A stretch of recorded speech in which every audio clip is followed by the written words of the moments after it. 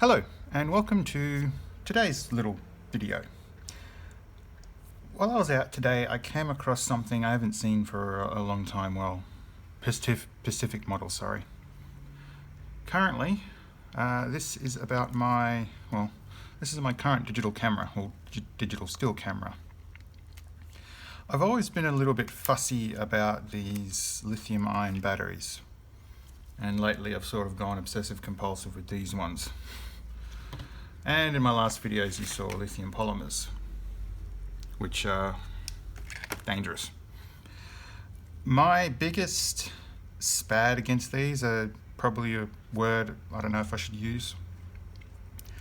Once they go flat, you can't simply just replace them as you'd want to, for instance with AA's.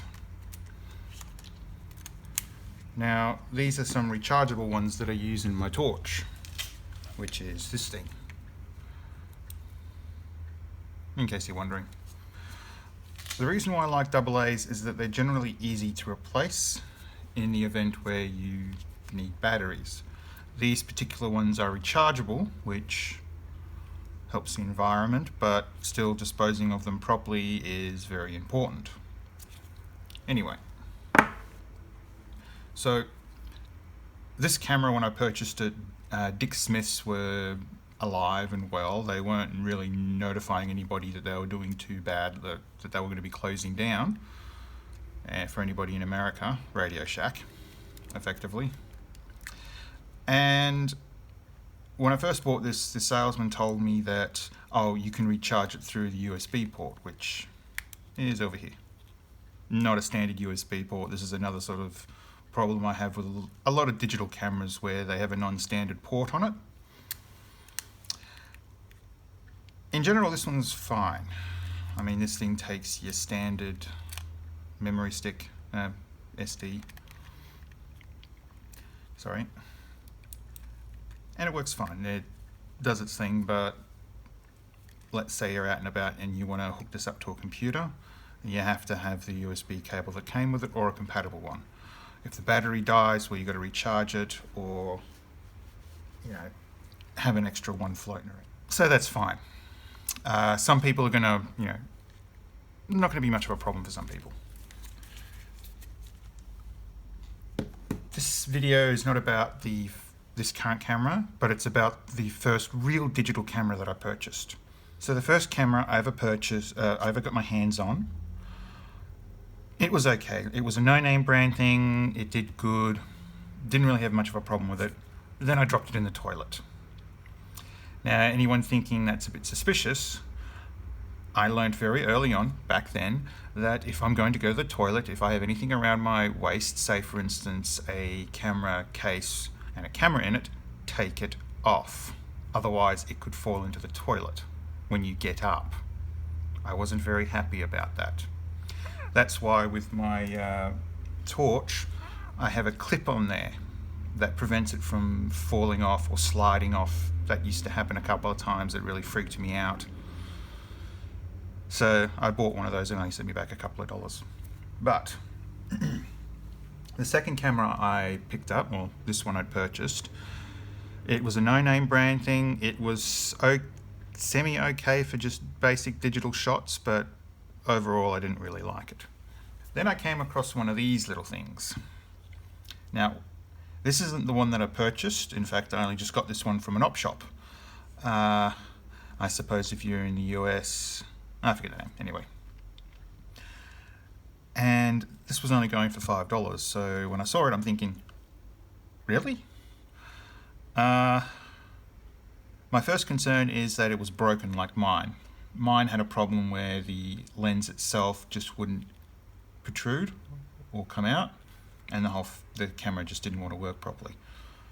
I did hang on to it for a little while, didn't really know what I was doing, and I ended up just throwing it out and getting rid of all the boxes and stuff with it, which is a real shame, because if I kept it, it would be useful for now.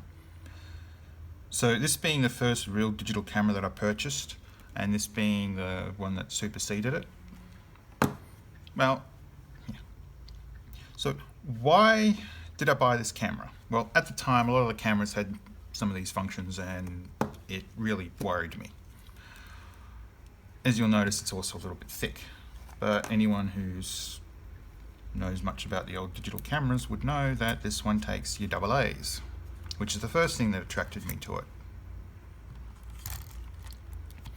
Now, the second thing that I found useful about this particular camera, it has a standard mini, not micro, but a mini USB, which are very easy to come by. So those are two pro bonos. The major downside is the memory slot, and as you can see, Memory Stick Duo. It doesn't take your SD, it takes these things. And this one came with this camera. What I did keep from my camera, however, was this Lexa. This was the memory stick that I bought with my original camera, my original Sony. And it worked quite well for me. Later on, I ended up purchasing this thing, which is compatible with this camera. And I got 4 times the storage space, so a hell of a lot more photos. Now, if you actually, there's somebody else's photos on this memory stick, so instead I'm going to use mine, which has photos of my mother's cats. Well, let's turn it on. Now, this one has a bit of a problem where its internal battery is gone. So I'm not going to set it for now. But effectively I just hit the center button. So I don't know if you can see the cats, but whatever. This is all fine. I mean, yes, it works. Yes, I can take a photo.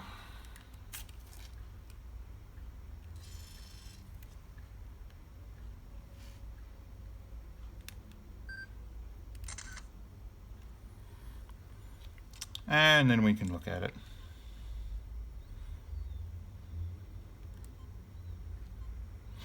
So yeah, as you can see, there's a bit of a mess. Why I need to do some cleaning. Anyway, when it comes to picking up second-hand cameras like this, there's a few things you probably want to take note of. First off, the type of memory that it uses. Really early digital cameras use all kinds of weird things. If you find one that has a standard SD, if you've got like a 2 gig SD card floating around, and that should work in it, as long as you've got an adapter. Or the other thing would be it's USB, if you want to be able to hook it up to a computer. If not, make sure you carry a card reader around with you that can read the memory cards that come with it. The other thing is the batteries. If it has its own standard battery nowadays, you can usually find them on Amazon and eBay, but expect to have to fork out a bit of money for it. As for this thing though, because it takes the AA's, it's pretty easy to replace. But the other important thing to do, if you can, is be able to fire the camera up. If it's AA's, you know, good luck. But as I'll show you, this one does have a bit of a problem where it's dirty. This might be a bit off-putting, but it really shouldn't be. So I'm going to carefully put that down. What I have here is a basic camera cleaning kit. I think I picked up for like $10.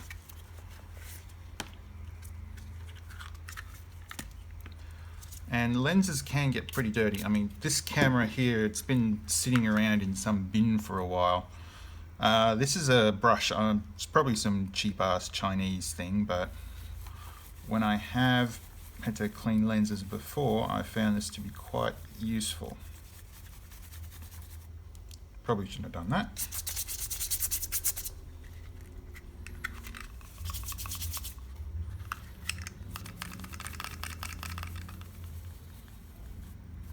What you want to be careful about when you're doing this, and I'm no expert, but still, don't put any pressure on the actual protruding lens, otherwise you could damage it. You really don't want to scratch it, and if it is already scratched, take a couple of snapshots of stuff you can actually see quite clearly and see whether or not you can make out any like lines or any sort of damage that may be on the lens.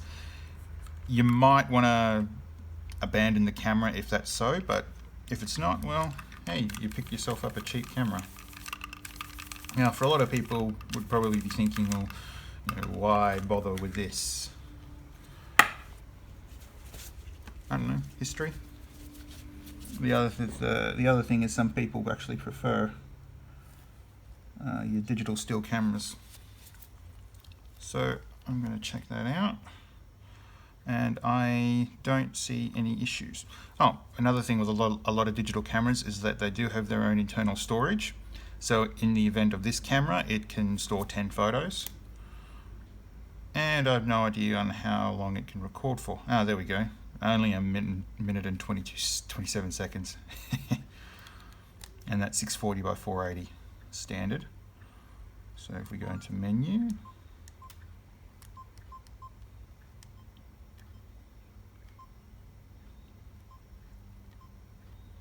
man, I have not used this camera in a long time, one of these in a long time. So I'll just see if I can fire up the settings. So there are different types of environments you can take photos in. I just like to stick to auto. Normal, burst, multi-burst. I found funny about this is that it will take multiple photos, and it was sometimes useful.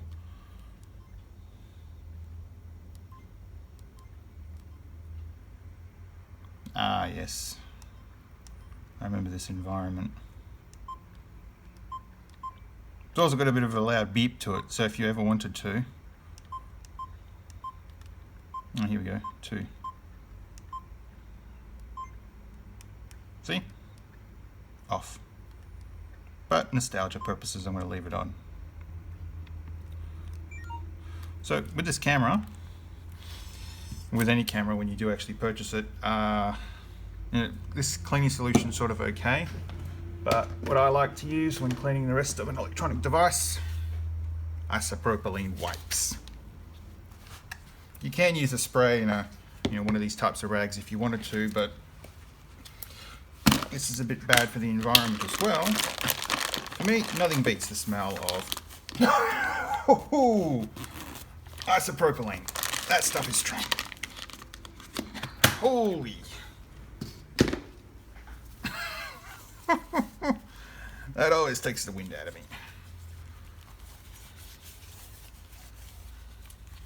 And lather it up all good.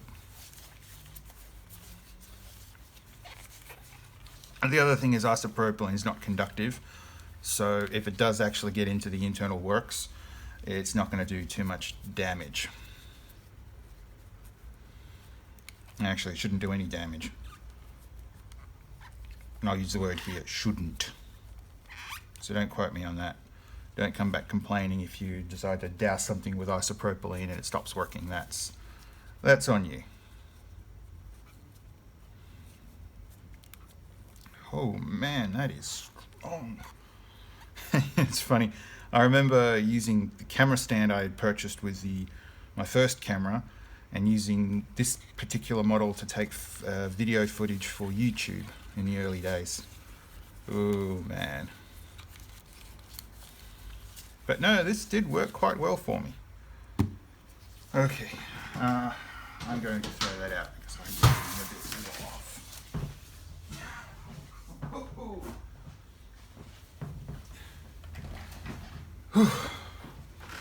And probably not tissue, not the best now that I think about it. Instead, I'm going to use this and give it a good wipe over. Make it all nice and new. Oh wow, that actually came out quite nice. The major scratch I thought was going to be an issue is no longer there. Huh. It cleans up nicely. And I should be able to fire it back up again. Yep. I really like that. It's nice. It's always really good when you get to, go through something classic. Well, classic for you, not for the rest of the world. I almost had the opportunity to buy an old Polaroid camera at the OPshop. That... Funny thing is, it still had cartridges in it. That thing was $10, this thing was $5. I'm glad I bought this one, however. Buying the $10 one would have been a no. So yeah, my camera back in. Well, I can give you an example of the type of photos you can take with this camera. So for instance, fire it up. I can take 323 photos with this, although it's still got a couple on there. So there's 7, so you know, over 300 photos, that's not really half bad. What other photos do we have in here? Oh no, let's just preview.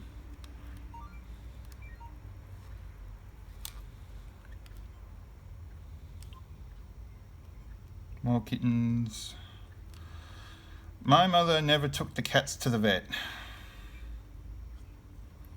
I never understood why.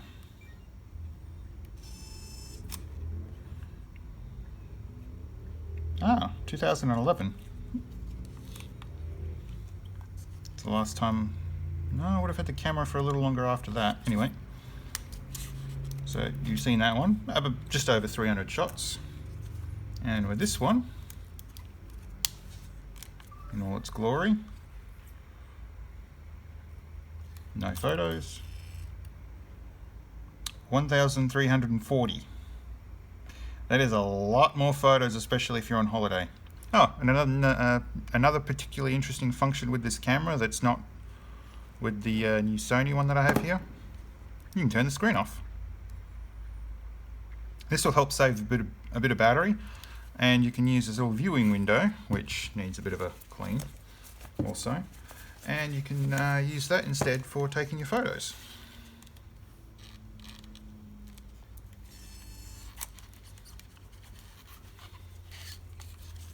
So yeah, that's my old little show around of a Sony camera. And if anybody out there is interested in purchasing, you know, cameras, this is probably a good model, although you might be able to find something around the same vintage or newer that takes AA's if you're lucky and has an SD card. And I don't know about anybody else, but personally, I really did like this camera. Anywho, that's my video. See ya.